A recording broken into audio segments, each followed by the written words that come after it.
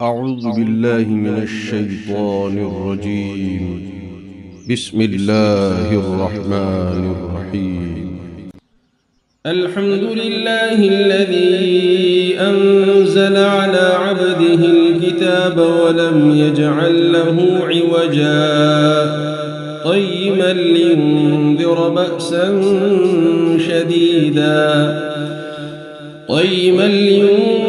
بأسا شديدا من لدنه ويبشر المؤمنين الذين يعملون الصالحات أن لهم أجرا حسنا ماكثين فيه أبدا وينذر الذين قالوا اتخذ الله ولدا ما لهم به من علم ولا لآبائهم كبرت كلمة تخرج من أفواههم إن يقولون إلا كذبا فلعلك باخع نفسك على آثارهم إن لم يؤمنوا بهذا الحديث أسفا إنا جعلنا ما على الأرض زينة لها لنبلوهم أيهم أحسن عملا وإنا لجاعلون ما عليها صعيدا جرزا أم حسبت أن أصحاب الكهف والرقيم كانوا من آياتنا عجبا أم حسبت أن أصحاب الكهف والرقيم كانوا من آياتنا عجبا إذ أوى الفتية إلى الكهف فقالوا ربنا آتنا من لدنك رحمة وهيئ لنا من أمرنا رشدا فضربنا على آذانهم في الكهف سنين عددا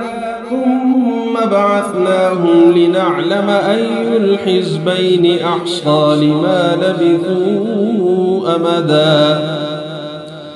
نحن نقص عليك نبأهم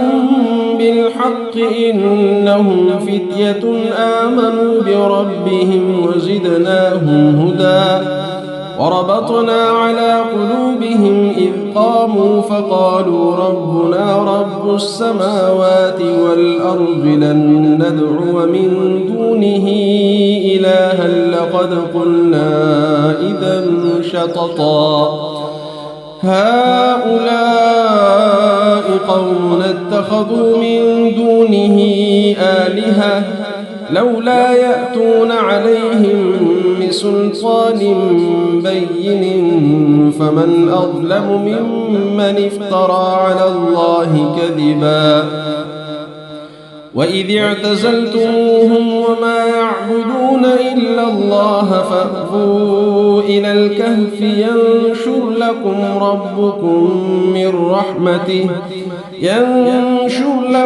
ربكم من رحمته ويهيئ لكم من أمركم مرفقا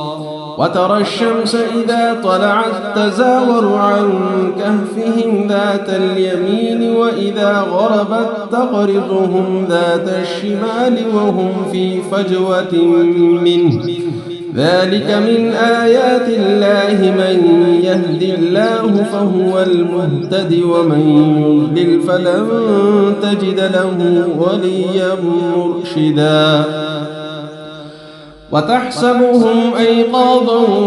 وهم رقود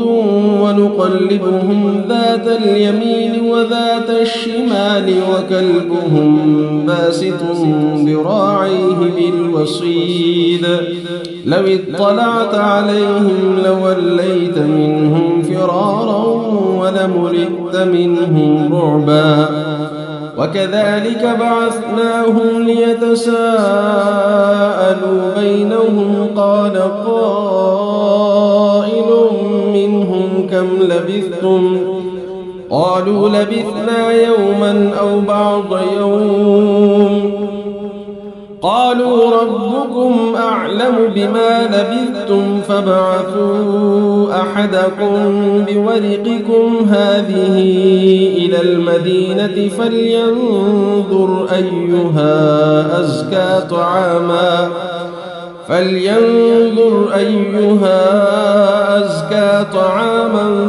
فليأتكم برزق منه وليتلطف ولا يشعرن بكم أحدا إنهم إن يظهروا عليكم يرجموكم أو يعيدوكم في ملتهم ولن تفلحوا إذا أبدا وكذلك أعثرنا عليهم ليعلموا أن وعد الله حق وأن الساعة لا ريب فيها إذ يتنازعون بينهم أمرهم فقالوا ابنوا عليهم بنيانا ربهم أعلم بهم قال الذين غلبوا على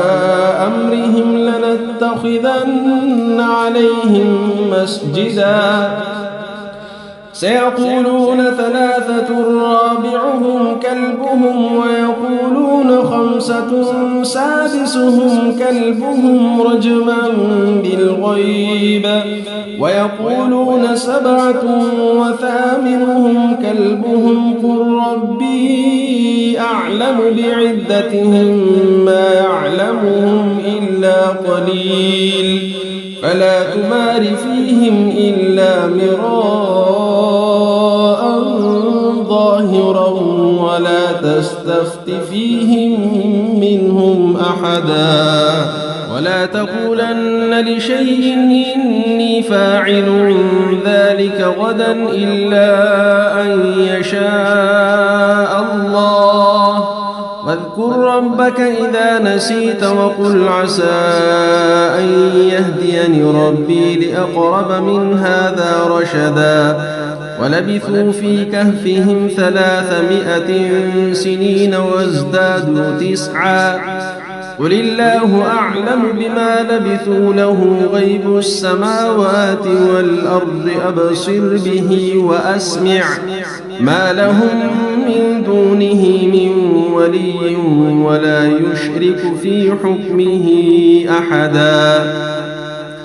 واتل ما أوحي إليك من كتاب ربك لا مبدل لكلماته ولن تجد من دونه ملتحدا واصبر نفسك مع الذين يدعون ربهم بالغداة والعشي يريدون وجهه ولا تعد عيناك عنهم تريد زينة الحياة الدنيا ولا تطع من أغفلنا قلبه عن ذكرنا واتبع هواه وكان أمره فرطا وقل الحق من ربكم فمن شاء فليؤمن ومن شاء فليكفر إنا أعتدنا للظالمين نارا أحاط بهم سرادقها وإن يستغيثوا يغاثوا بماء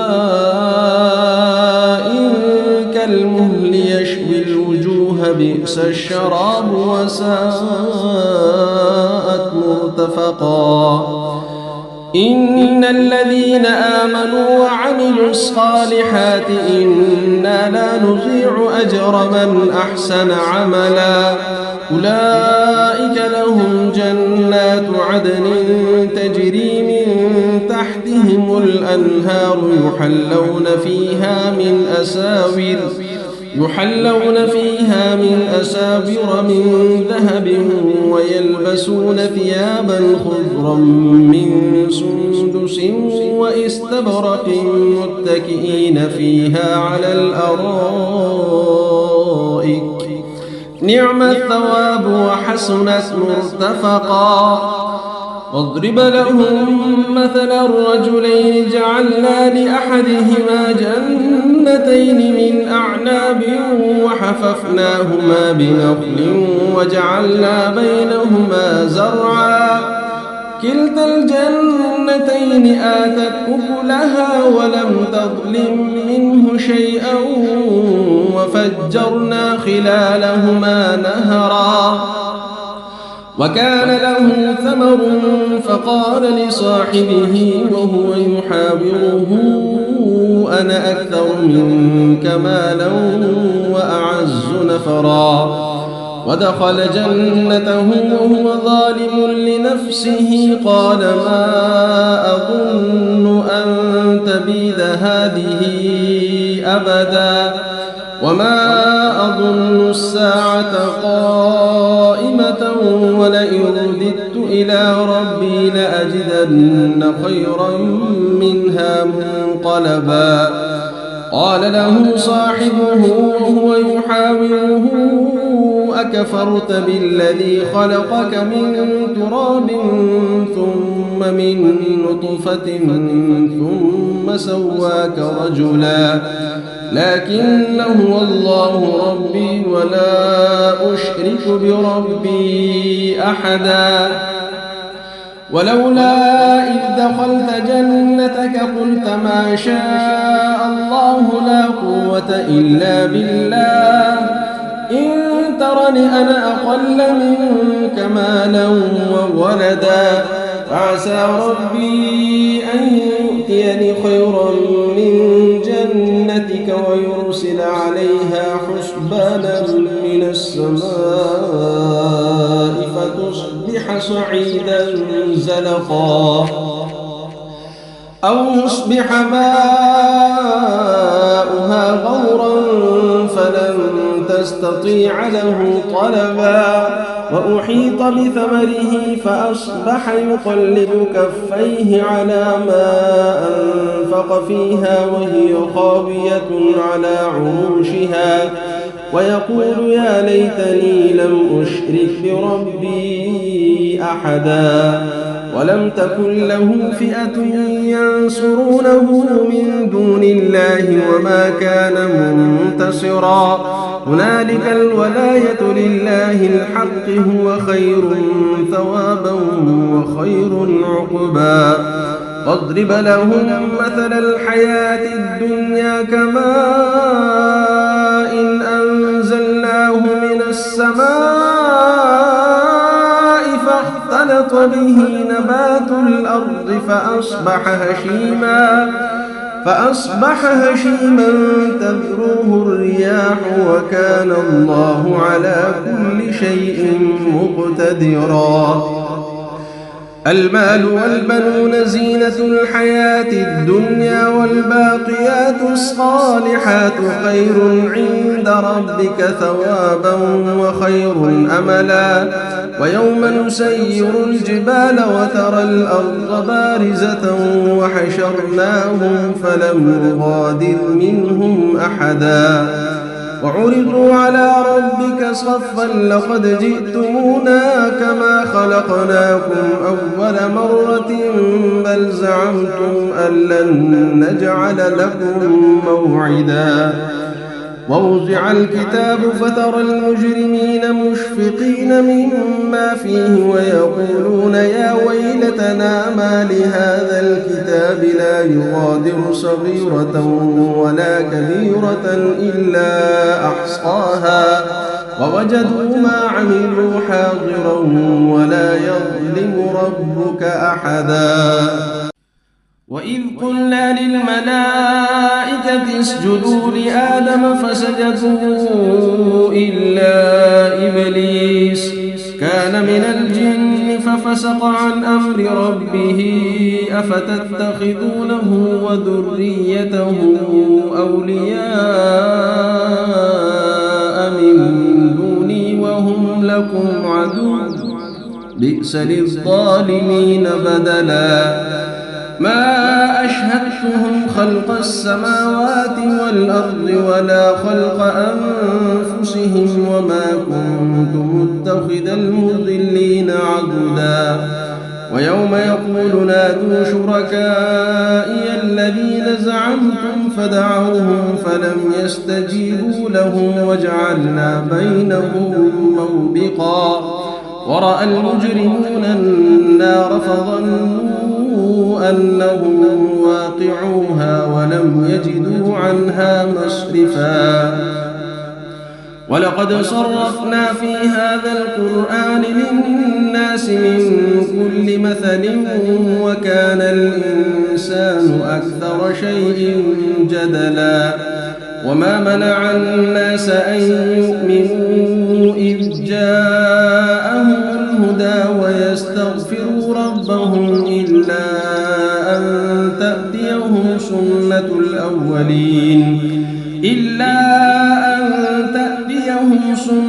الأولين أو يأتيهم العذاب قبلا وما نرسل المرسلين إلا مبشرين ومنذرين ويجادل الذين كفروا بالباطل ليدحضوا به الحق واتخذوا آياتي وما أنذروا هزوا ومن أظلم ممن ذكر بآيات ربه فأعرض عنها ونسي ما قدمت يداه إنا جعلنا على قلوبهم أكنة أن يفقهوه وفي آذانهم وقرا وإن تدعهم إلى الهدى فلن يهتدوا إذا أبدا ربك الغفور ذو الرحمة لو يؤاخذهم بما كسبوا لعجل لهم العذاب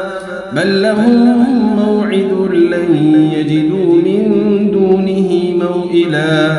وتلك القرى أهلكناهم لما ظلموا وجعلنا لمهلكهم موعدا وإذ قال موسى لفتاه لا أبرح حتى أبلغ مجمع البحرين أو أمضي حقبا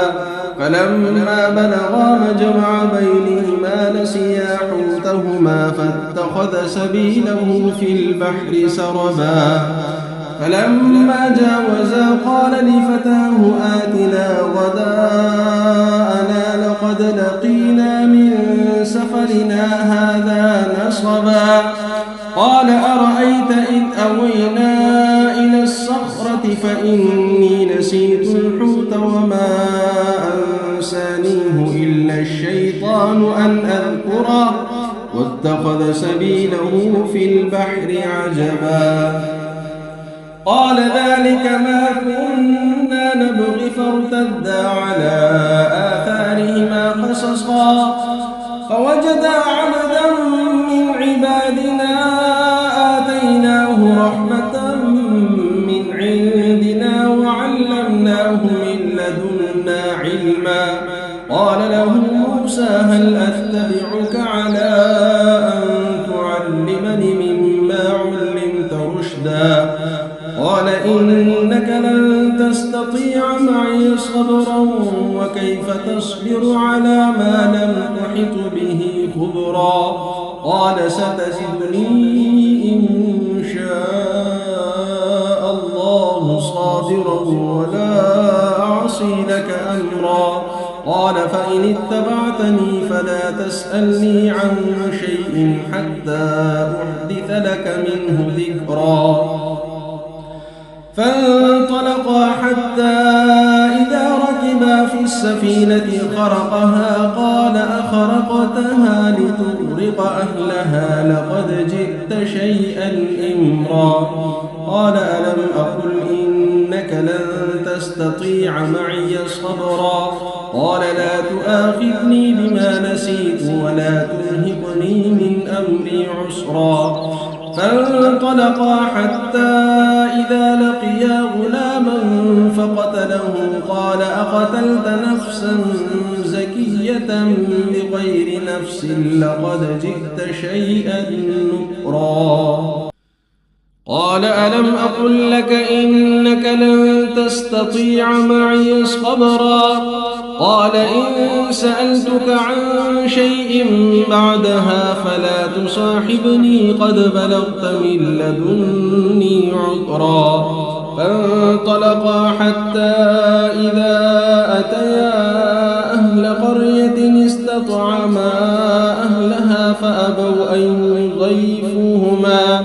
فأبوا أن يضيفوهما فوجدا فيها جدارا يريد أن ينقض فأقامه قال لو شئت لاتخذت عليه أجرا قال هذا فراق بيني وبينك سأنبئك بتأويل ما لم تستطع عليه صبرا أما السفينة فكانت لمساكين يعملون في البحر فأردت أن أعيبها وكان وراءهم ملك يأخذ كل سفينة غصبا وأما الغلام فكان أبواه مؤمنين فخشينا أن يرهقهما طغيانا وكفرا فأردنا أن يبدلهما ربهما خيرا منه زكاة وأقرب رحما وأما الجدار فكان لغلامين يتيمين في المدينة وكان تحته كنز لهما وكان أبوهما صالحا فأراد ربك أن يبلغا أشدهما ويستخرجا كنزهما رحمة من ربك وما فعلته عن أمري ذلك تأويل ما لم تسطع عليه صبرا ويسألونك عن ذي القرنين قل سأتلو عليكم منه ذكرا إنا مكنا له في الأرض وآتيناه من كل شيء سببا فأتبع سببا حتى إذا بلغ مغرب الشمس وجدها تغرب في عين حمئة ووجد عندها قوما قلنا يا ذا القرنين إما أن تعذب وإما أن تتخذ فيهم حسنا قال أما من ظلم فسوف نعذبه ثم يرد إلى ربه فيعذبه عذابا نكرا وأما من آمن وعمل صالحا فله جزاء الحسنى وسنقول له من أمرنا يسرا ثم أتبع سببا حتى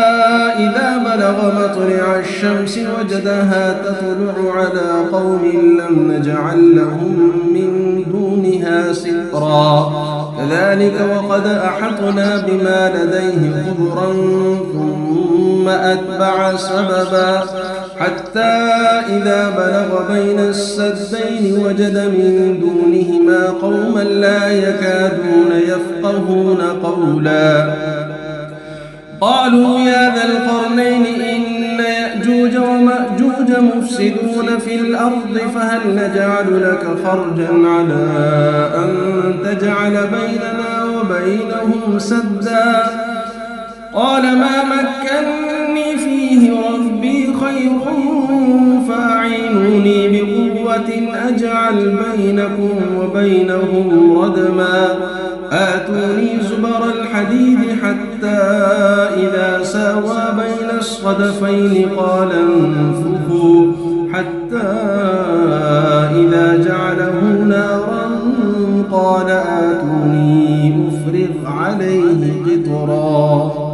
فما استطاعوا أن يظهروه وما استطاعوا له نقبا قال هذا رحمة من ربي فإذا جاء وعد ربي جعله دكاء وكان وعد ربي حقا وتركنا بعضهم يومئذ يموج في بعض ونفخ في الصور فجمعناهم جمعا وعرضنا جهنم يومئذ للكافرين عرضا الذين كانت أعينهم في غطاء عن ذكري وكانوا لا يستطيعون سمعا أفحسب الذين كفروا أن يتخذوا عبادي من دوني أولياء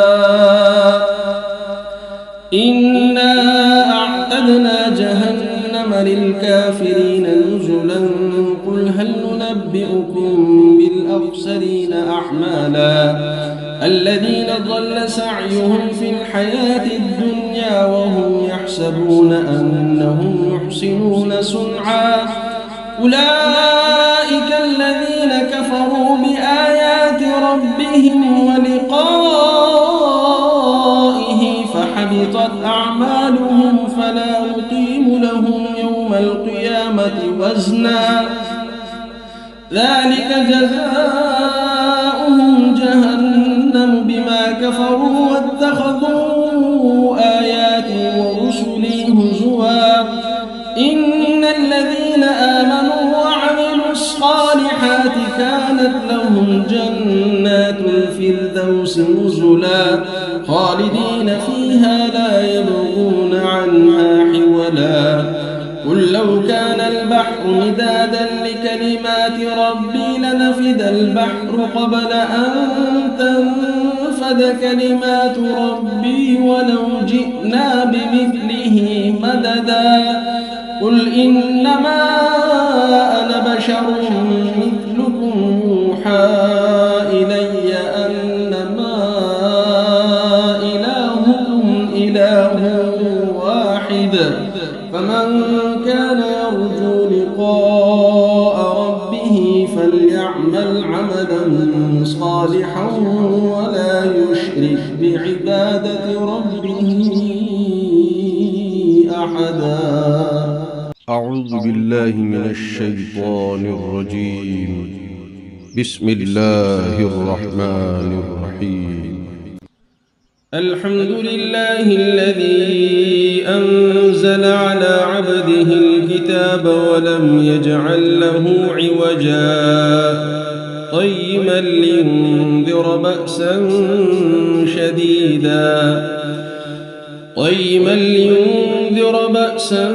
شديدا من لدنه ويبشر المؤمنين الذين يعملون الصالحات أن لهم أجرا حسنا ماكثين فيه أبدا وينذر الذين قالوا اتخذ الله ولدا ما لهم به من علم ولا لآبائهم كبرت كلمة تخرج من أفواههم إن يقولون إلا كذبا فلعلك باخع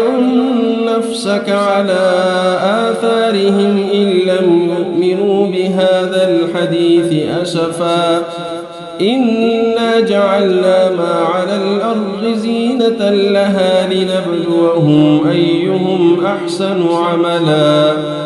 وإنا لجاعلون ما عليها صعيدا جرزا أم حسبت أن أصحاب الكهف والرقيم كانوا من آياتنا عجبا أم حسبت أن أصحاب الكهف والرقيم كانوا من آياتنا عجبا إذ أوى الفتية إلى الكهف فقالوا ربنا آتنا من لدنك رحمة وهيئ لنا من أمرنا رشدا فضربنا على آذانهم في الكهف سنين عددا ثم بعثناهم لنعلم أي الحزبين أحصى لما لبثوا أمدا نحن نقص عليك نبأهم بالحق إنهم فتية آمنوا بربهم وزدناهم هدى وربطنا على قلوبهم إذ قاموا فقالوا ربنا رب السماوات والأرض لن ندعو من دونه إلها لقد قلنا إذا شططا هؤلاء قوم اتخذوا من دونه آلهة لولا يأتون عليهم بسلطان بين فمن أظلم ممن افترى على الله كذبا وإذ اعتزلتموهم وما يعبدون إلا الله فأووا إلى الكهف ينشر لكم ربكم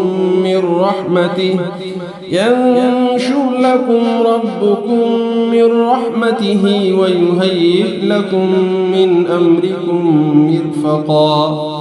وترى الشمس إذا طلعت تزاور عن كهفهم ذات اليمين وإذا غربت تقرضهم ذات الشمال وهم في فجوة منه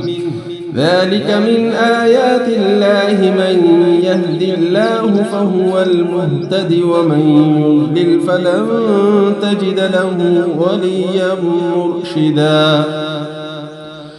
وتحسبهم أيقاظا وهم رقود ونقلبهم ذات اليمين وذات الشمال وكلبهم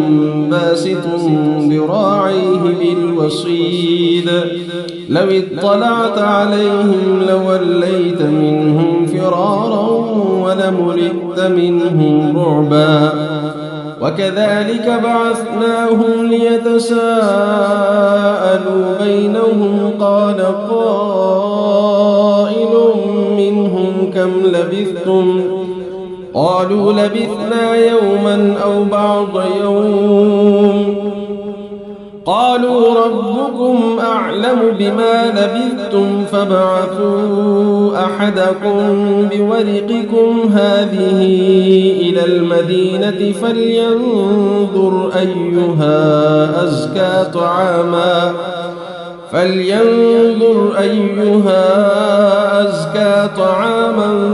فليأتكم برزق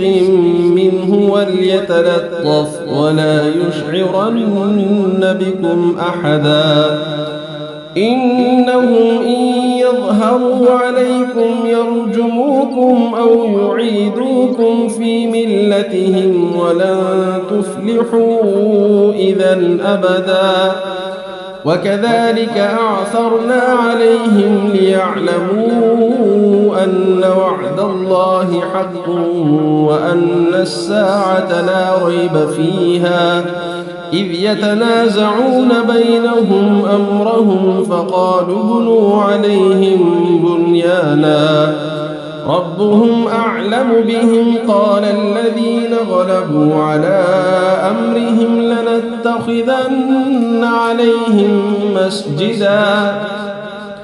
سيقولون ثلاثة رابعهم كلبهم ويقولون خمسة سادسهم كلبهم رجما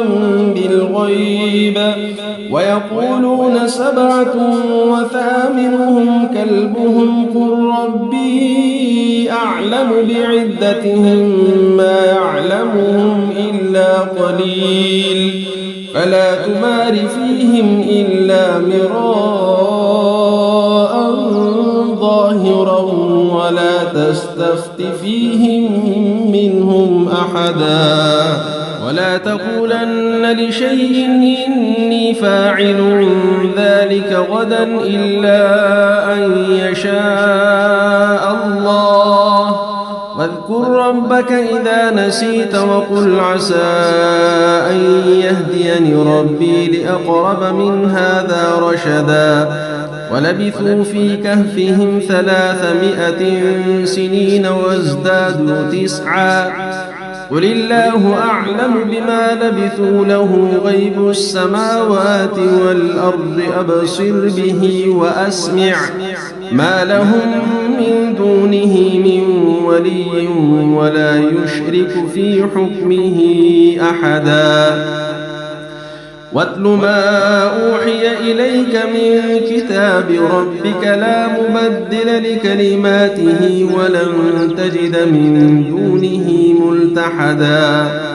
واصبر نفسك مع الذين يدعون ربهم بالغداة والعشي يريدون وجهه ولا تعد عيناك عنهم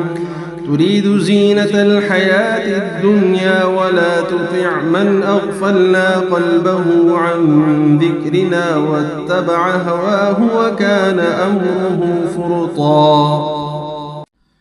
وقل الحق من ربكم فمن شاء فليؤمن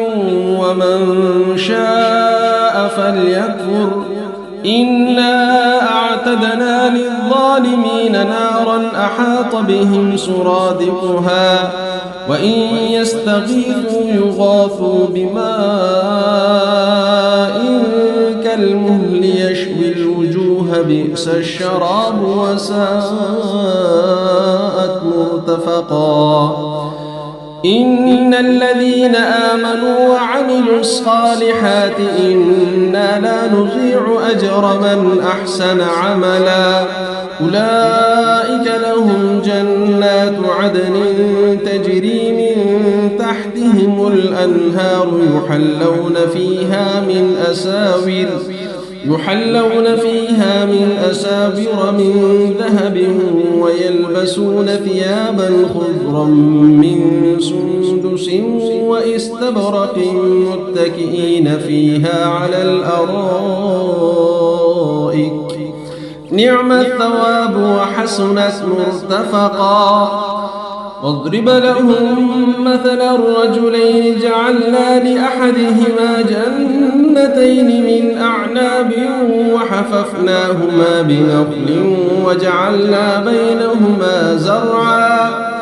كلتا الجنتين آتت أكلها ولم تظلم منه شيئا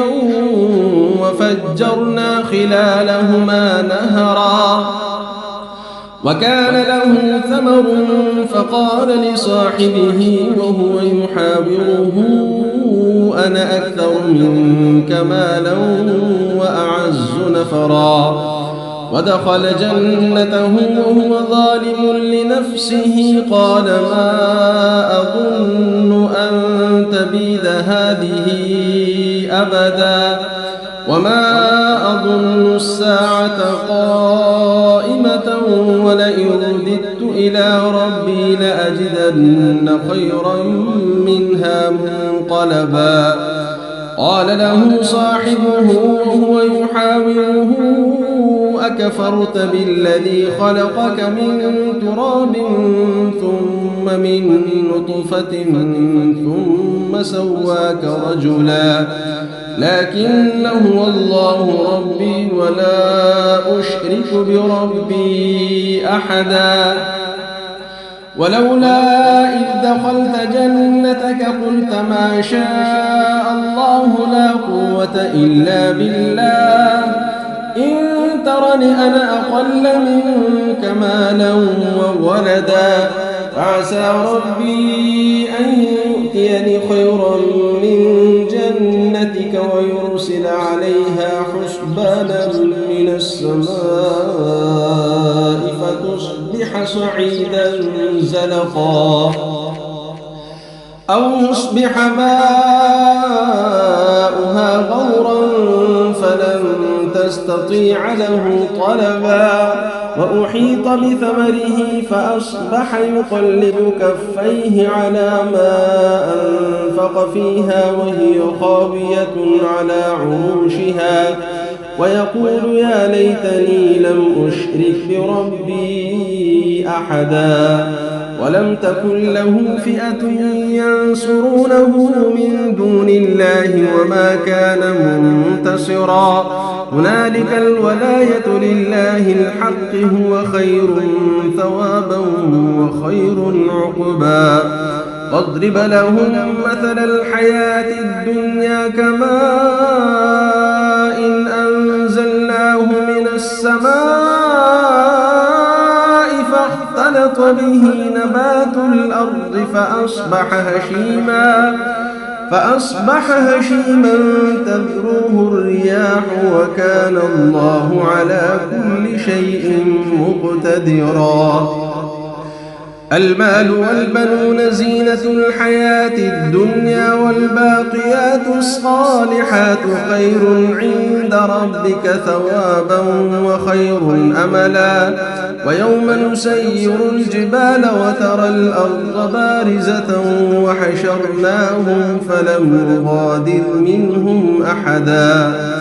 وعرضوا على ربك صفا لقد جئتمونا كما خلقناكم أول مرة بل زعمتم أن لن نجعل لكم موعدا ووضع الكتاب فترى المجرمين مشفقين مما فيه ويقولون يا ويلتنا ما لهذا الكتاب لا يغادر صغيرة ولا كبيرة إلا أحصاها ووجدوا ما عملوا حاضرا ولا يظلم ربك أحدا وإذ قلنا للملائكة اسجدوا لآدم فسجدوا إلا إبليس كان من الجن ففسق عن أمر ربه أفتتخذونه وذريته أولياء من دوني وهم لكم عدو بئس للظالمين بدلا ما أشهدتهم خلق السماوات والأرض ولا خلق أنفسهم وما كنت متخذ المضلين عضدا ويوم يقول نادوا شركائي الذين زعمتم فدعوهم فلم يستجيبوا لهم وجعلنا بينهم موبقا ورأى المجرمون النار فظنوا أنهم واقعوها ولم يجدوا عنها مصرفا ولقد صرفنا في هذا القرآن للناس من كل مثل وكان الإنسان أكثر شيء جدلا وما منع الناس أن يؤمنوا إذ جاءهم الهدى ويستغفروا ربهم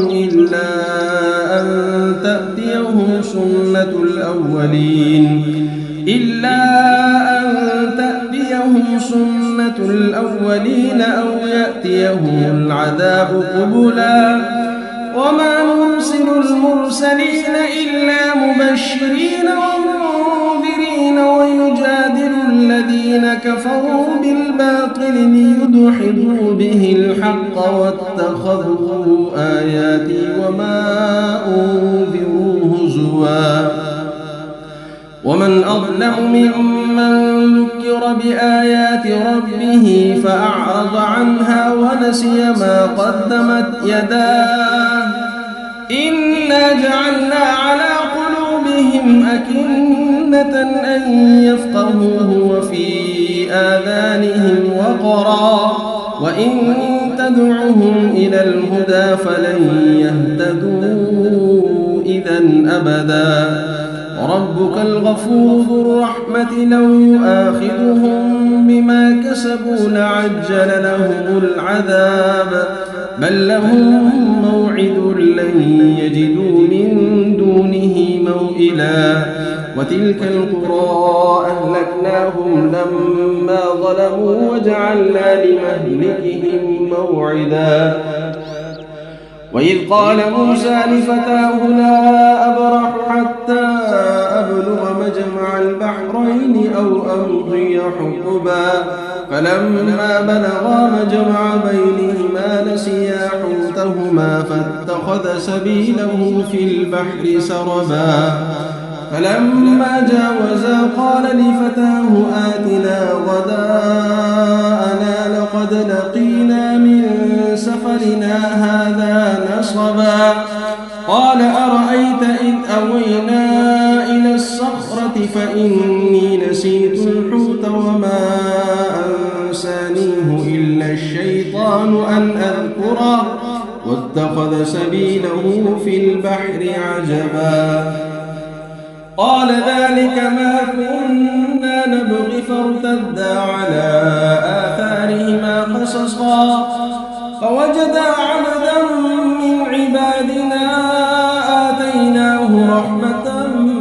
من عندنا وعلمناه من لدنا علما قال له موسى هل أتبعك على أن تعلمني مما علمت رشدا قال إنك لن تستطيع معي صبرا وكيف تصبر على ما لم تحط به خبرا قال ستجدني إن شاء الله صابرا ولا أعصي لك أمرا قال فإن اتبعتني فلا تسألني عن شيء حتى أحدث لك منه ذكرا فانطلقا حتى إذا ركبا في السفينة خرقها قال أخرقتها لتغرق أهلها لقد جئت شيئا إمرا قال ألم أقل إنك لن تستطيع معي صبرا قال لا تؤاخذني بما نسيت ولا ترهقني من أمري عسرا فانطلقا حتى إذا لقيا غلاما فقتله قال أقتلت نفسا زكية بغير نفس لقد جئت شيئا نكرا قال ألم أقل لك إنك لن تستطيع معي صبرا قال إن سألتك عن شيء بعدها فلا تصاحبني قد بلغت من لدني عذرا فانطلقا حتى إذا أتيا أهل قرية استطعما أهلها فأبوا أن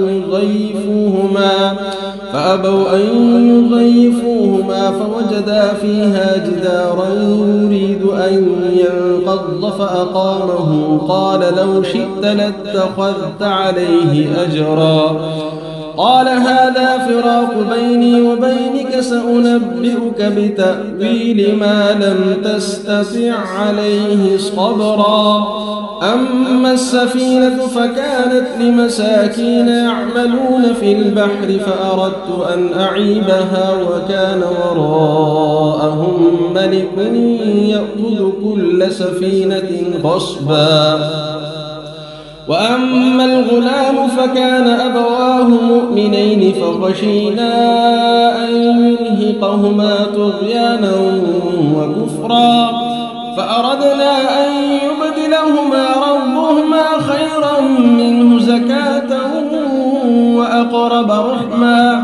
وأما الجدار فكان لغلامين يتيمين في المدينة وكان تحته كنز لهما وكان أبوهما صالحا فأراد ربك أن يبلغا أشدهما ويستخرجا كنزهما رحمة من ربك وما فعلته عن أمري ذلك تأويل ما لم تستطع عليه صبرا ويسألونك عن ذي القرنين قل سأتلو عليكم منه ذكرا إنا مكنا له في الأرض وآتيناه من كل شيء سببا فأتبع سببا حتى إذا بلغ مغرب الشمس وجدها تغرب في عين حمئة ووجد عندها قوما قلنا يا ذا القرنين إما أن تعذب وإما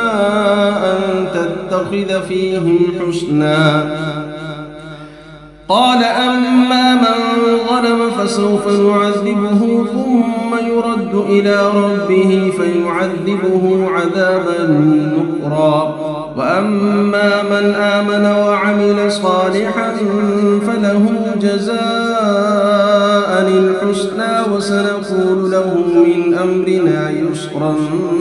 ثم أتبع سببا حتى إذا بلغ مطلع الشمس وجدها تطلع على قوم لم نجعل لهم من دونها سترا كذلك وقد أحطنا بما لديه خبرا ثم أتبع سببا حتى إذا بلغ بين السدين وجد من دونهما قوما لا يكادون يفقهون قولا قالوا يا ذا القرنين إن يأجوج ومأجوج مفسدون في الأرض فهل نجعل لك خرجا على أن تجعل بيننا وبينهم سدا قال ما مكنني فيه ربي خير فأعينوني بقوة أجعل بينكم وبينهم ردما آتوني زبر الحديد حتى إذا ساوى بين الصدفين قال انفخوا حتى إذا جعله نارا قال آتوني أفرغ عليه قطرا فما استطاعوا أن يظهروه وما استطاعوا له نقبا قال هذا رحمة من ربي فإذا جاء وعد ربي جعله دكاء وكان وعد ربي حقا وتركنا بعضهم يومئذ يموج في بعض ونفخ في الصور فجمعناهم جمعا وعرضنا جهنم يومئذ للكافرين عرضا الذين كانت أعينهم في غطاء عن ذكري وكانوا لا يستطيعون سمعا أفحسب الذين كفروا أن يتخذوا عبادي من دوني أولياء إنا أعتدنا جهنم للكافرين نزلا قل هل ننبئكم بالأخسرين أعمالا الذين ضل سعيهم في الحياة الدنيا وهم يحسبون أنهم يحسنون صنعا أولئك الذين كفروا بآيات ربهم ولقائه فحبطت أعمالهم فلا نقيم لهم يوم القيامة وزنا ذلك جزاؤهم جهنم بما كفروا واتخذوا آياتي ورسلي هزوا إن الذين آمنوا وعملوا الصالحات كانت لهم جنات الفردوس نزلا خالدين فيها لا يبغون عنها حولا قل لو كان البحر مدادا لكلمات ربي لنفد البحر قبل أن تنفد كلمات ربي ولو جئنا بمثله مددا قل إنما أنا بشر مثلكم يوحى إلي أنما إلهكم إله واحد فمن كان يرجو لقاء ربه فليعمل عملا صالحا ولا يشرك بعبادة ربه أحدا أعوذ بالله من الشيطان الرجيم بسم الله الرحمن الرحيم الحمد لله الذي أنزل على عبده الكتاب ولم يجعل له عوجا قيما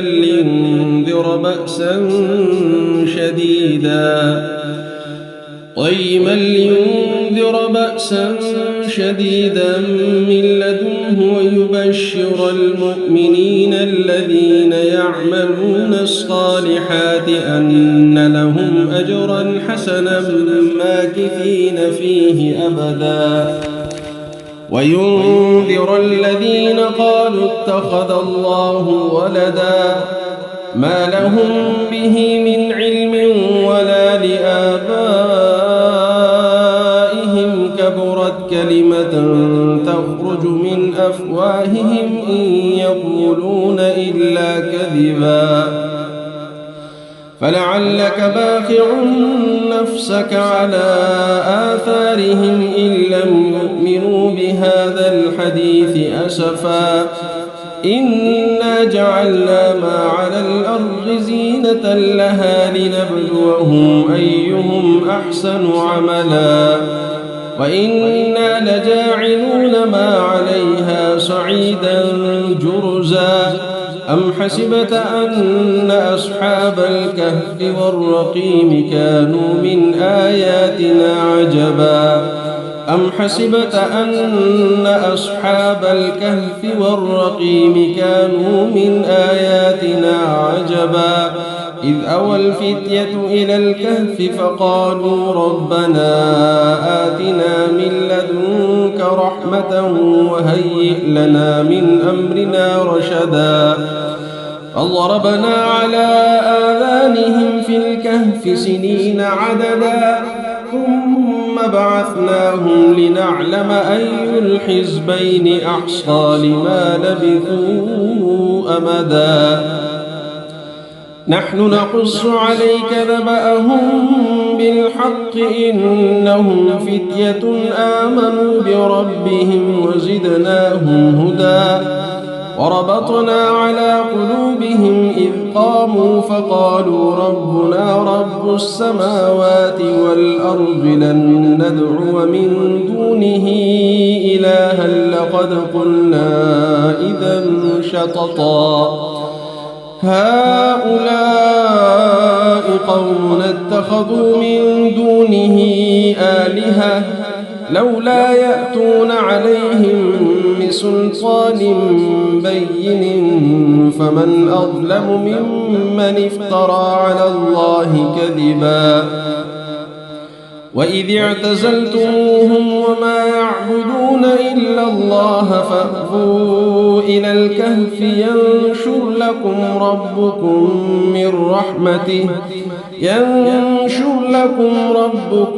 من رحمته ويهيئ لكم من أمركم مرفقا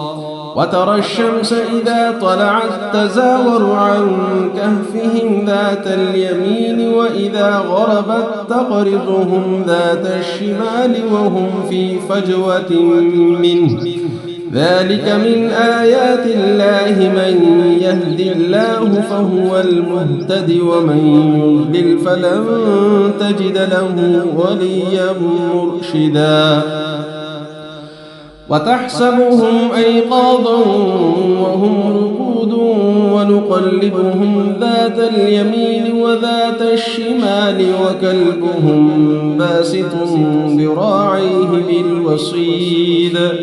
لو اطلعت عليهم لوليت منهم فرارا ولملئت منهم رعبا وكذلك بعثناهم ليتساءلوا بينهم قال قائل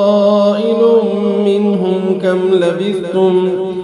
قالوا لبثنا يوما أو بعض يوم قالوا ربكم أعلم بما لبثتم فابعثوا أحدكم بورقكم هذه إلى المدينة فلينظر أيها أزكى طعاما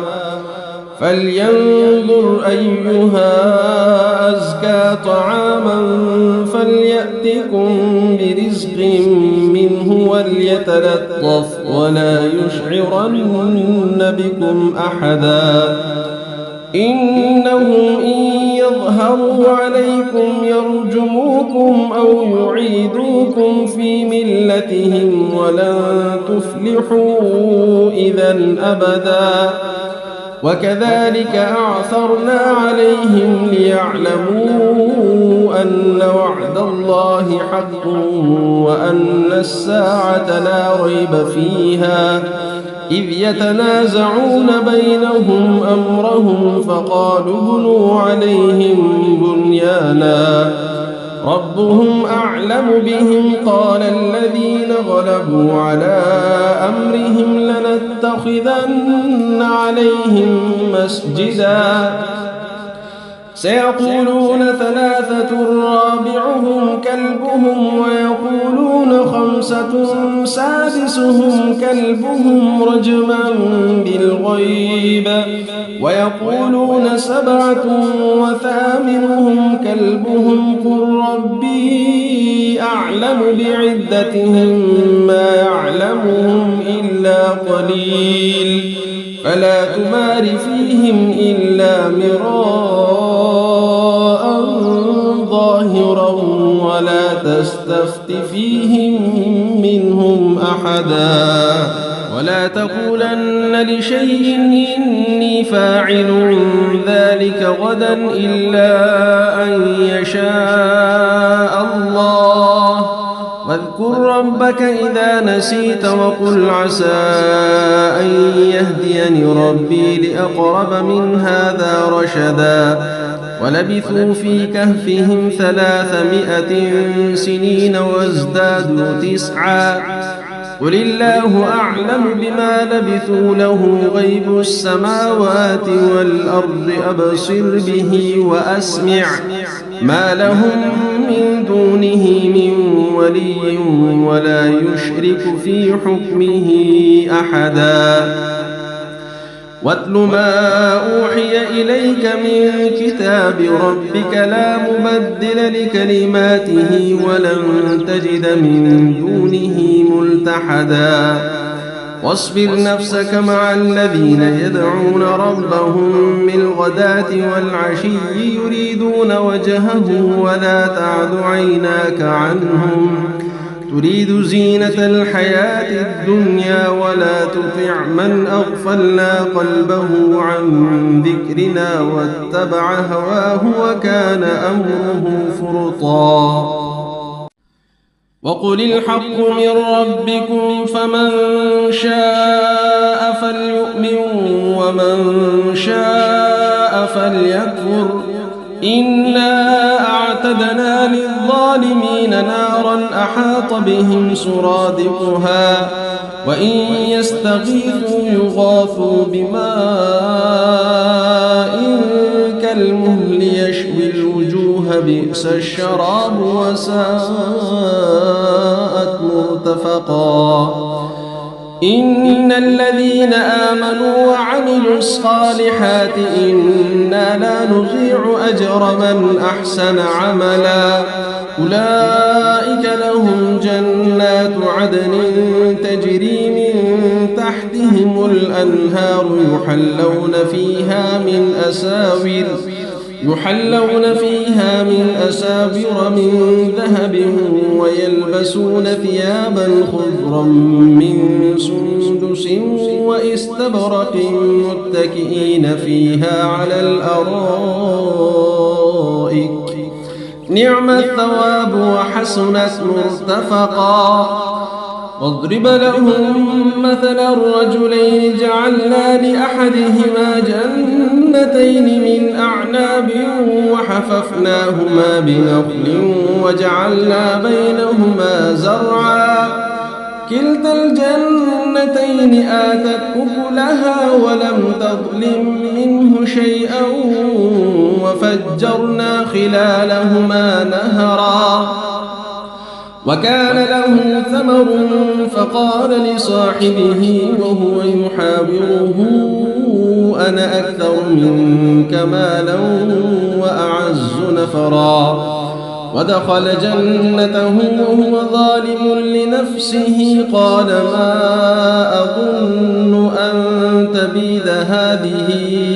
أبدا وما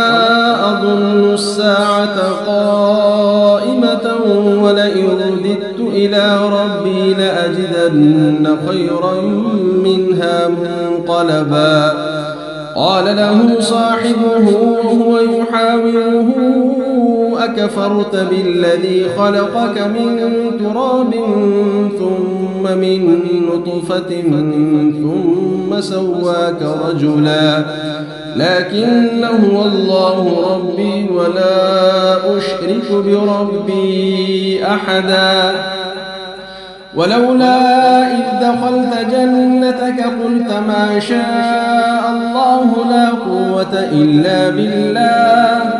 إن ترني أنا أقل منك مالا وولدا فعسى ربي أن يؤتيني خيرا من جنتك جنتك ويرسل عليها حسبانا من السماء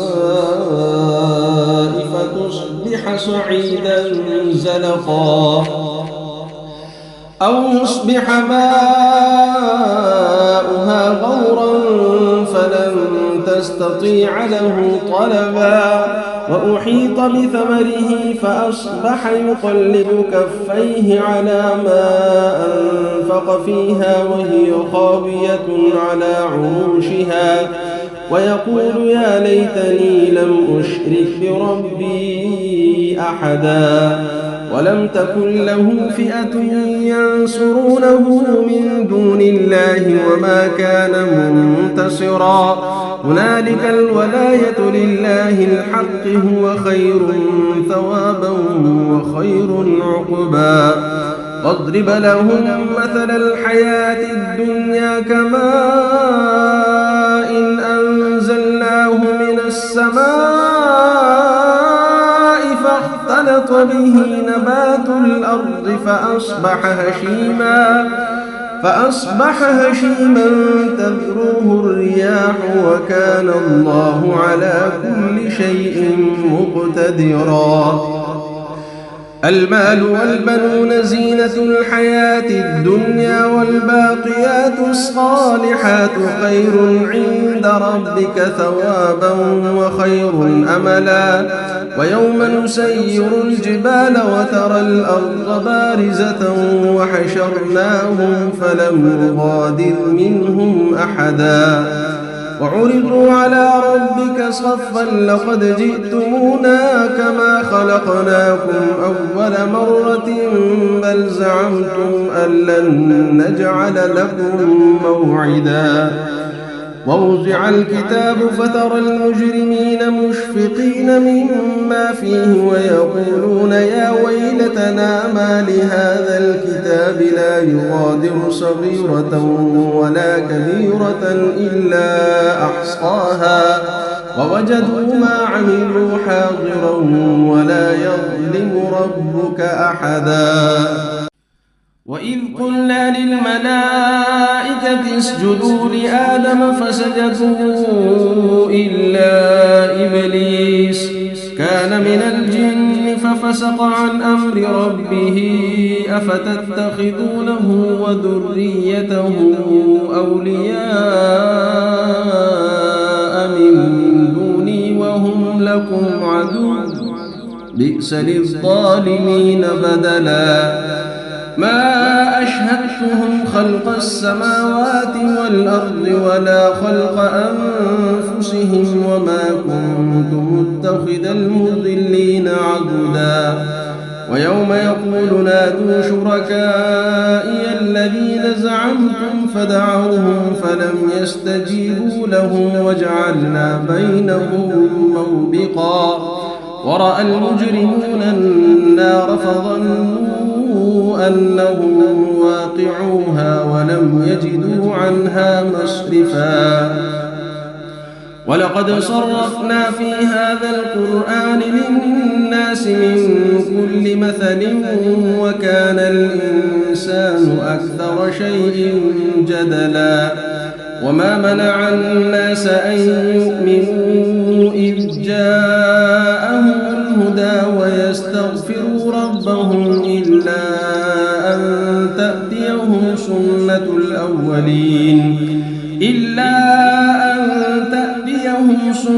الأولين أو يأتيهم العذاب قبلا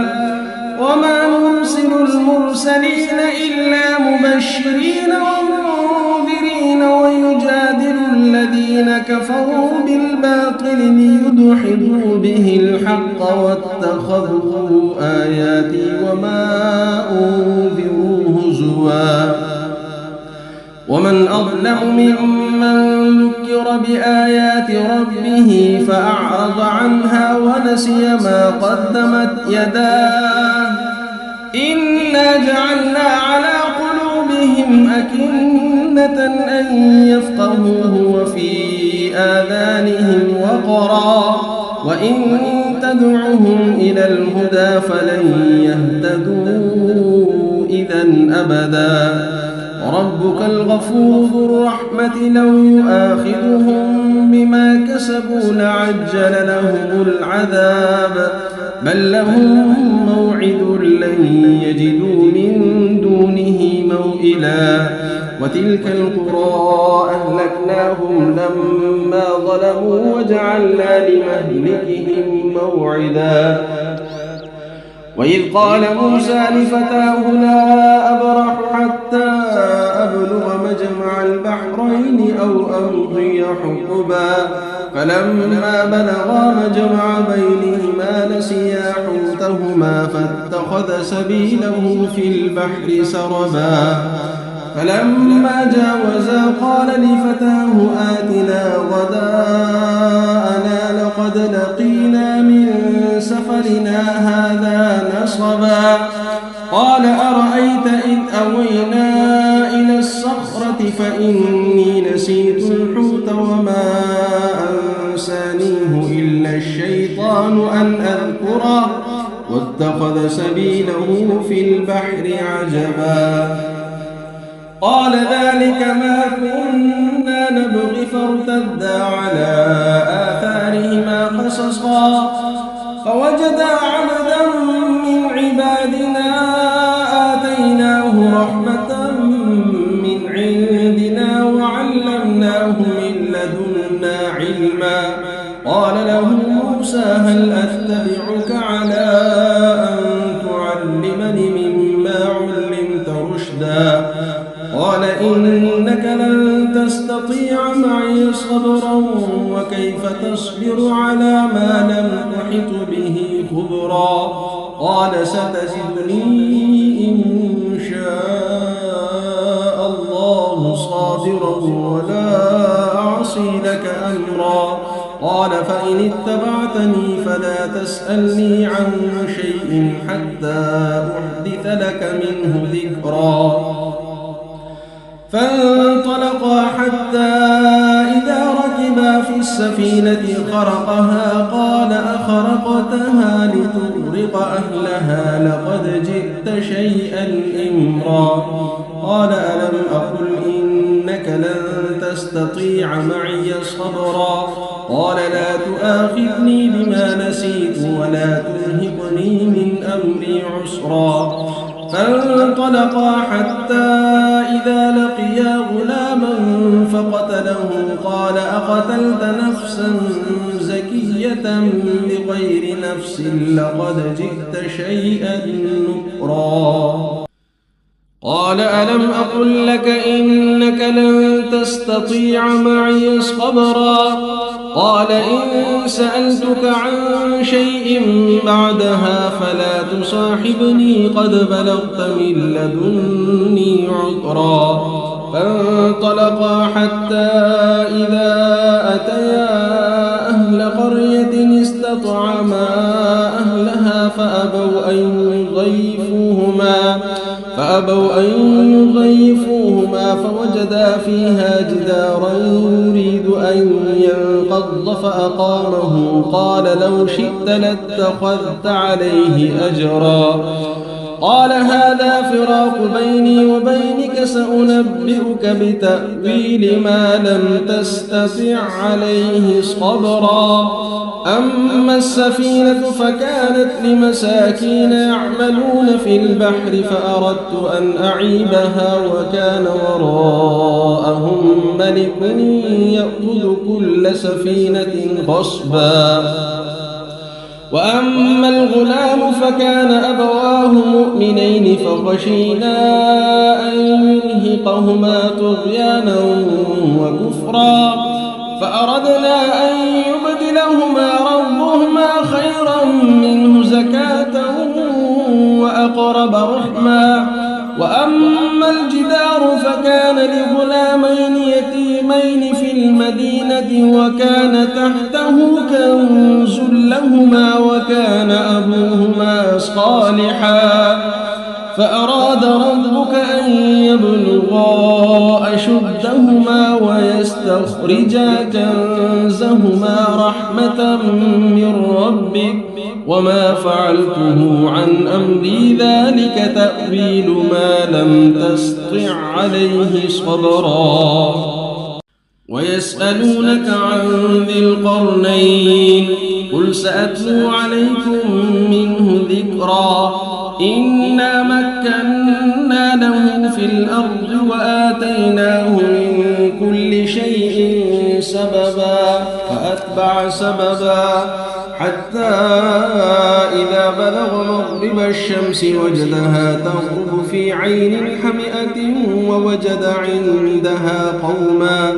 قلنا يا ذا القرنين إما أن تعذب وإما أن تتخذ فيهم حسنا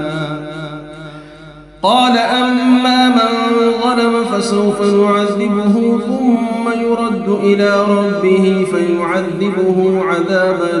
نكرا وأما من آمن وعمل صالحا فله جزاء الحسنى وسنقول له من أمرنا يسرا ثم أتبع سببا حتى إذا بلغ مطلع الشمس وجدها تطلع على قوم لم نجعل لهم من دونها سترا كذلك وقد أحطنا بما لديه خبرا ثم أتبع سببا حتى إذا بلغ بين السدين وجد من دونهما قوما لا يكادون يفقهون قولا قالوا يا ذا القرنين إن يأجوج ومأجوج مفسدون في الأرض فهل نجعل لك خرجا على أن تجعل بيننا وبينهم سدا قال ما مكني فيه ربي خير فأعينوني بقوة أجعل بينكم وبينهم ردما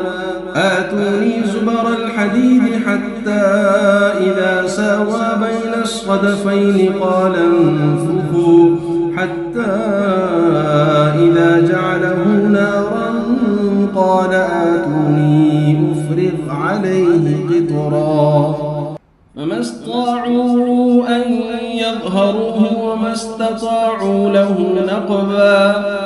قال هذا رحمة من ربي فإذا جاء وعد ربي جعله دكاء وكان وعد ربي حقا وتركنا بعضهم يومئذ يموج في بعض ونفخ في الصور فجمعناهم جمعا وعرضنا جهنم يومئذ للكافرين عرضا الذين كانت أعينهم في غطاء عن ذكري وكانوا لا يستطيعون سمعا أفحسب الذين كفروا أن يتخذوا عبادي من دوني أولياء إنا أعتدنا جهنم للكافرين نزلا قل هل ننبئكم بالأخسرين أعمالا الذين ضل سعيهم في الحياة الدنيا وهم يحسبون أنهم يحسنون صنعا أولئك الذين كفروا بآيات ربهم ولقائه فحبطت أعمالهم فلا نقيم لهم يوم القيامة وزنا ذلك جزاؤهم جهنم بما كفروا واتخذوا آياتي ورسلي هزوا إن الذين آمنوا وعملوا الصالحات كانت لهم جنات الفردوس نزلا خالدين فيها لا يبغون عنها حولا قل لو كان البحر مدادا لكلمات ربي لنفد البحر قبل أن تنفد كلمات ربي ولو جئنا بمثله مددا قل إنما أنا بشر مثلكم يوحى إلي أنما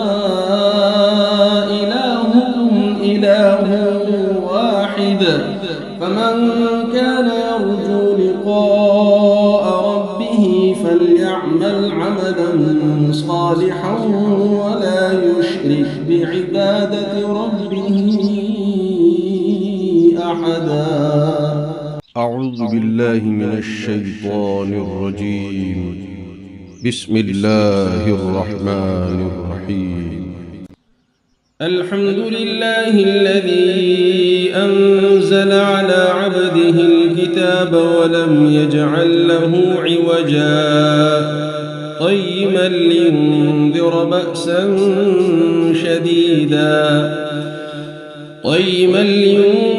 بأسا شديدا من لدنه ويبشر المؤمنين الذين يعملون الصالحات أن لهم أجرا حسنا ماكثين فيه أبدا، وينذر الذين قالوا اتخذ الله ولدا ما لهم به من علم ولا لآبائهم، كبرت كلمة تخرج من أفواههم إن يقولون إلا كذبا، فلعلك باخع نفسك على آثارهم إن لم يؤمنوا بهذا الحديث أسفا. إنا جعلنا ما على الأرض زينة لها لنبلوهم أيهم أحسن عملا، وإنا لجاعلون ما عليها صعيدا جرزا. أم حسبت أن أصحاب الكهف والرقيم كانوا من آياتنا عجبا أم حسبت أن أصحاب الكهف والرقيم كانوا من آياتنا عجبا إذ أوى الفتية إلى الكهف فقالوا ربنا آتنا من لدنك رحمة وهيئ لنا من أمرنا رشدا. فضربنا على آذانهم في الكهف سنين عددا ثم بعثناهم لنعلم أي الحزبين أحصى لما لبثوا أمدا. نحن نقص عليك نبأهم بالحق إنهم فتية آمنوا بربهم وزدناهم هدى. وربطنا على قلوبهم إذ قاموا فقالوا ربنا رب السماوات والأرض لن ندعو من دونه إلها لقد قلنا إذا شططا. هؤلاء قوم اتخذوا من دونه آلهة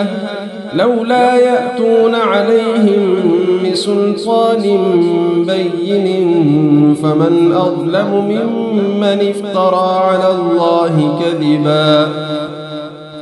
وإذ اعتزلتموهم وما يعبدون إلا الله فأووا إلى الكهف ينشر لكم ربكم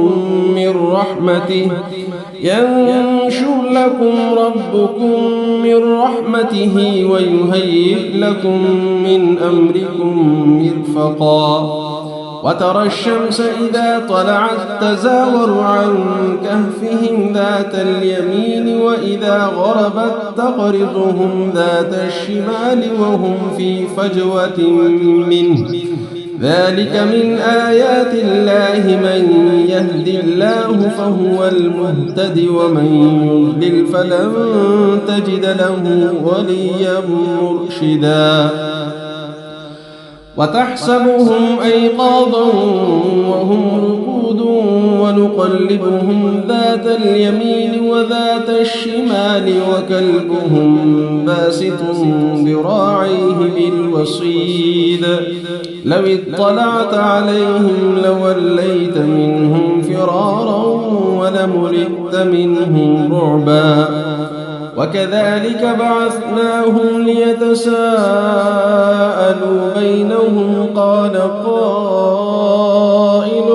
منهم كم لبثتم قالوا لبثنا يوما أو بعض يوم قالوا ربكم أعلم بما لبثتم فابعثوا أحدكم بورقكم هذه إلى المدينة فلينظر أيها أزكى طعاما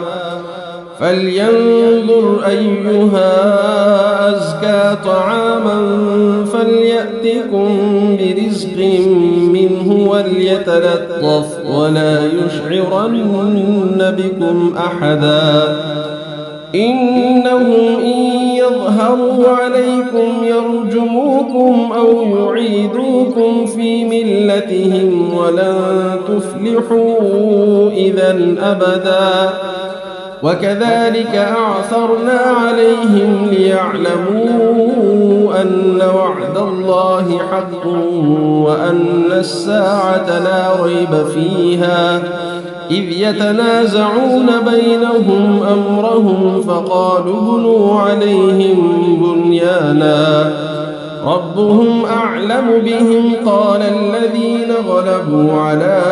أمرهم لنتخذن عليهم مسجدا سيقولون ثلاثة رابعهم كلبهم ويقولون خمسة سادسهم كلبهم رجما بالغيب ويقولون سبعة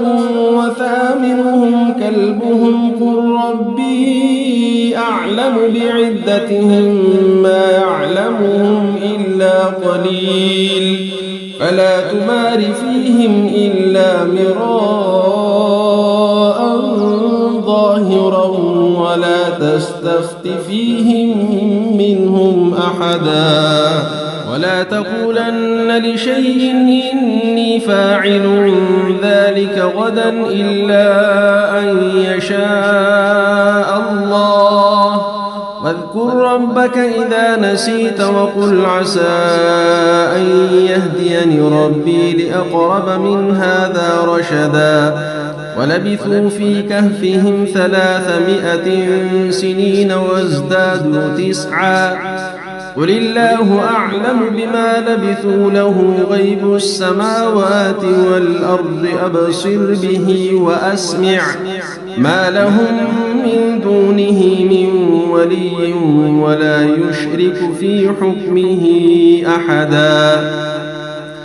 واتل ما أوحي إليك من كتاب ربك لا مبدل لكلماته ولن تجد من دونه ملتحدا واصبر نفسك مع الذين يدعون ربهم بالغداة والعشي يريدون وجهه ولا تعد عيناك عنهم تريد زينة الحياة الدنيا ولا تطع من أغفلنا قلبه عن ذكرنا واتبع هواه وكان أمره فرطا وقل الحق من ربكم فمن شاء فليؤمن ومن شاء فليكفر إنا أعتدنا للظالمين نارا أحاط بهم سرادقها وإن يستغيثوا يغاثوا بماء كالمهل يشوي الوجوه بئس الشراب وساءت مرتفقا إن الذين آمنوا وعملوا الصالحات إنا لا نضيع أجر من أحسن عملا أولئك لهم جنات عدن تجري من تحتهم الأنهار يحلون فيها من أساور من ذهب ويلبسون ثيابا خضرا من سندس واستبرق متكئين فيها على الأرائك نعم الثواب وحسنت مرتفقا واضرب لهم مثل الرجلين جعلنا لأحدهما جنتين من أعناب وحففناهما بنخل وجعلنا بينهما زرعا كلتا الجنتين آتت أكلها ولم تظلم منه شيئا وفجرنا خلالهما نهرا وكان له ثمر فقال لصاحبه وهو يحاوره أنا أكثر منك مالا وأعز نفرا ودخل جنته وهو ظالم لنفسه قال ما أظن أن تبيد هذه أبدا وما أظن الساعة قائمة ولئن رددت إلى ربي لأجدن خيرا منها منقلبا قال له صاحبه وهو يحاوره أكفرت بالذي خلقك من تراب ثم من نطفة ثم سواك رجلا لكن هو الله ربي ولا أشرك بربي أحدا ولولا إذ دخلت جنتك قلت ما شاء الله لا قوة إلا بالله إن ترني أنا أقل منك مالا وولدا فعسى ربي أن يؤتيني خيرا من جنتك ويرسل عليها حسبانا من السماء فتصبح صعيدا زلقا أو يصبح ماؤها غورا فلن تستطيع له طلبا وأحيط بثمره فأصبح يقلب كفيه على ما أنفق فيها وهي خاوية على عروشها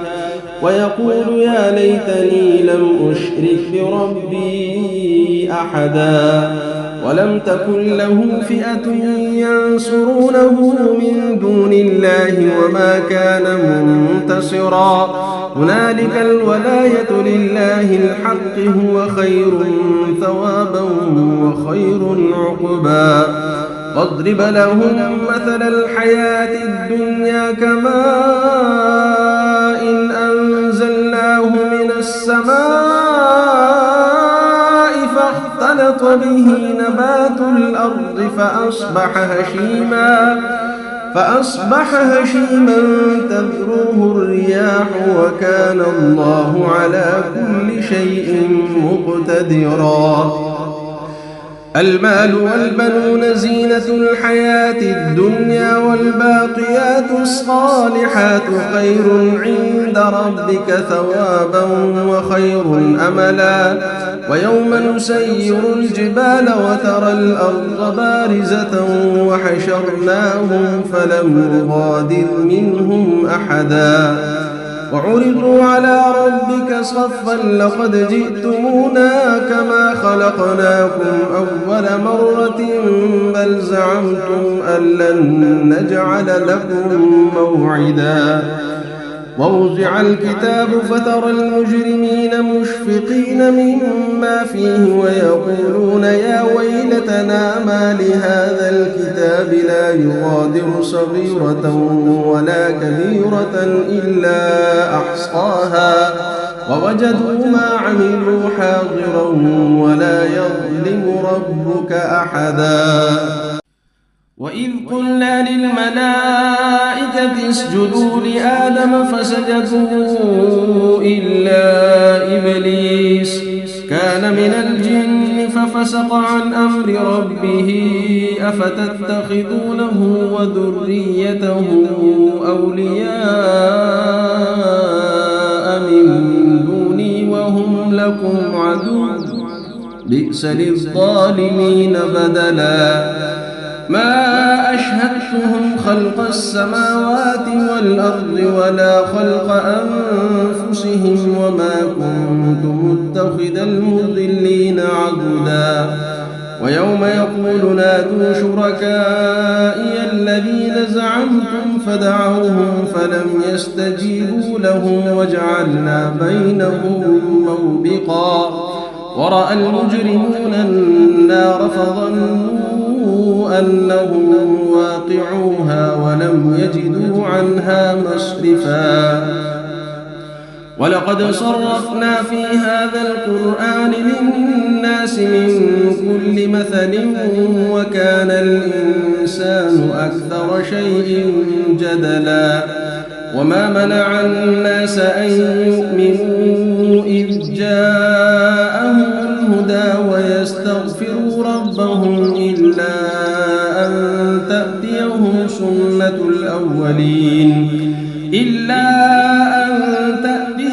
سنة الأولين أو يأتيهم العذاب قبلا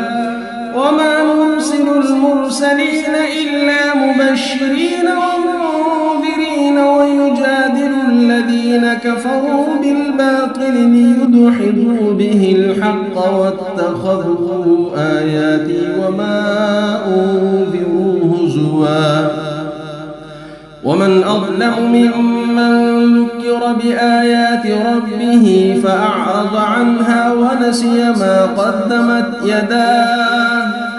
إنا جعلنا على قلوبهم أكنة أن يفقهوه وفي آذانهم وقرا وإن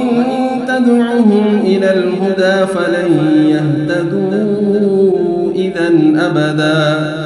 ربك الغفور ذو الرحمة لو يؤاخذهم بما كسبوا لعجل لهم العذاب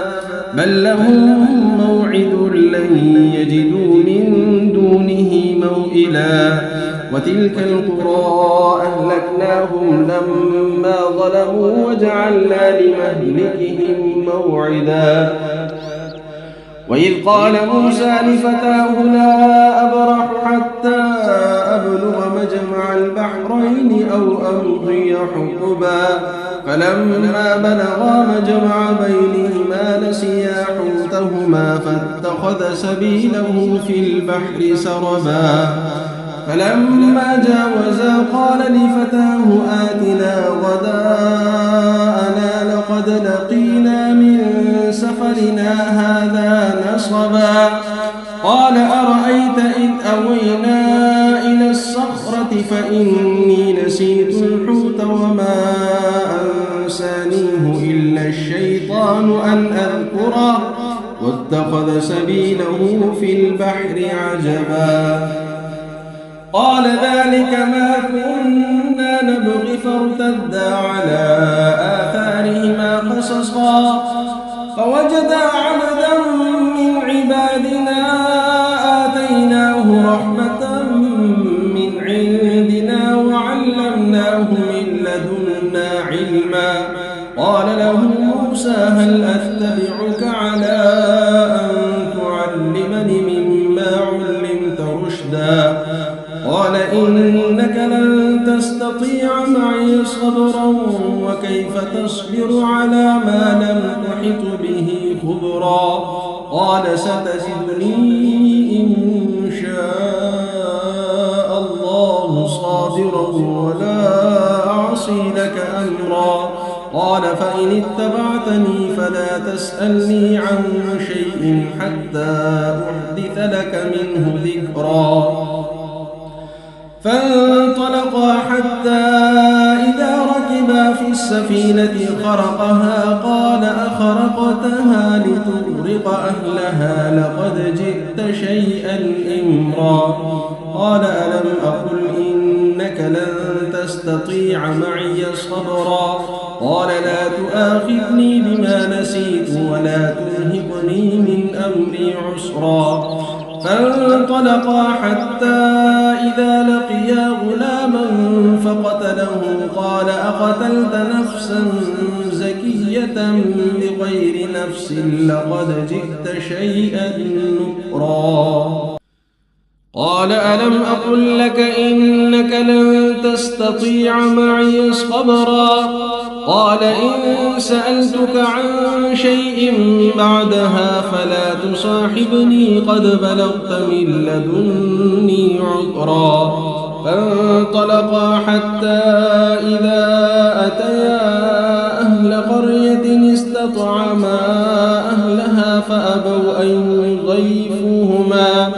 فأبوا أن يضيفوهما فوجدا فيها جدارا يريد أن ينقض فأقامه قال لو شئت لاتخذت عليه أجرا قال هذا فراق بيني وبينك سأنبئك بتأويل ما لم تستطع عليه صبرا أما السفينة فكانت لمساكين يعملون في البحر فأردت أن أعيبها وكان وراءهم ملك يأخذ كل سفينة غصبا وأما الغلام فكان أبواه مؤمنين فخشينا أن يرهقهما طغيانا وكفرا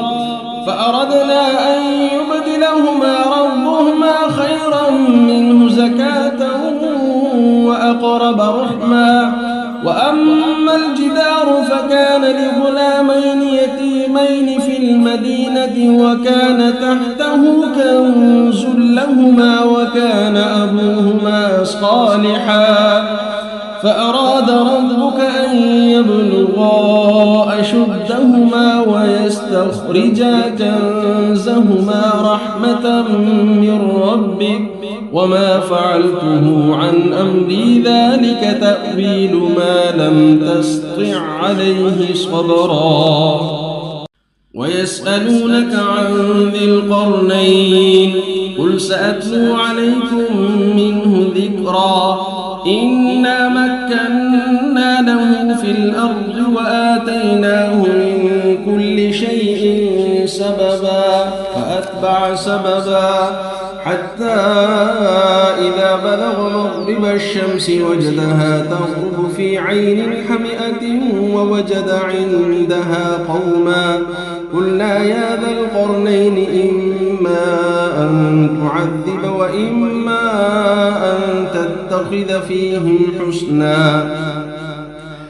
قال أما من ظلم فسوف نعذبه ثم يرد إلى ربه فيعذبه عذابا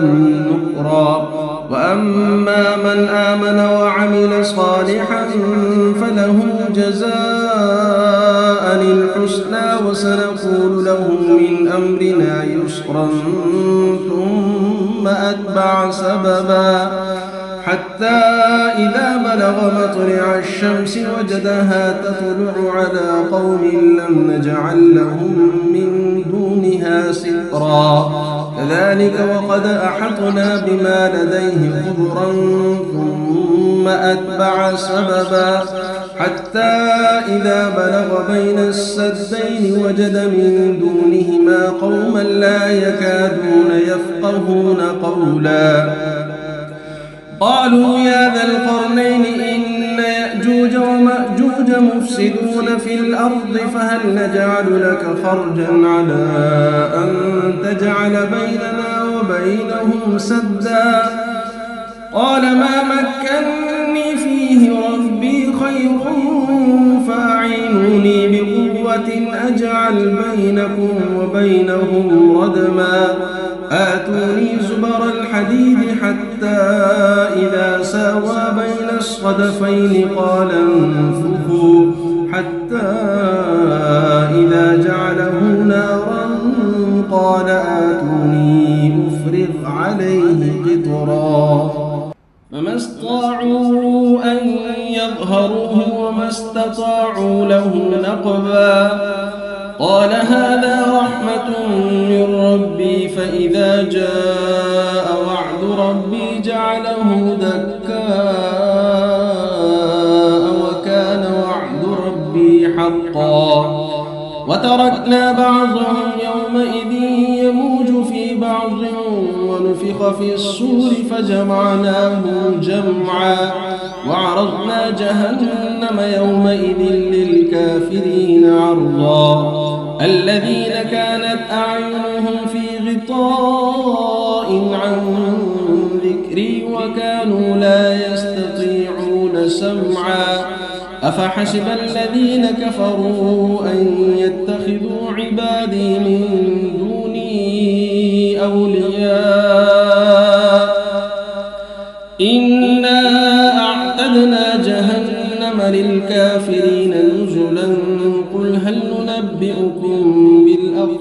الأخسرين أعمالا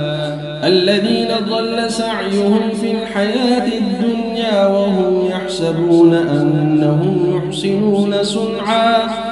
أولئك الذين كفروا بآيات ربهم ولقائه فحبطت أعمالهم فلا نقيم لهم يوم القيامة وزنا ذلك جزاؤهم جهنم بما كفروا واتخذوا آياتي ورسلي هزوا إن الذين آمنوا وعملوا الصالحات كانت لهم جنات الفردوس نزلا خالدين فيها لا يبغون عنها حولا قل لو كان البحر مدادا لكلمات ربي لنفد البحر قبل أن تنفد كلمات ربي ولو جئنا بمثله مددا قل إنما أنا بشر مثلكم يوحى إلي أنما إلهكم إله واحد فمن كان يرجو لقاء ربه فليعمل عملا صالحا ولا يشرك بعبادة ربه أحدا.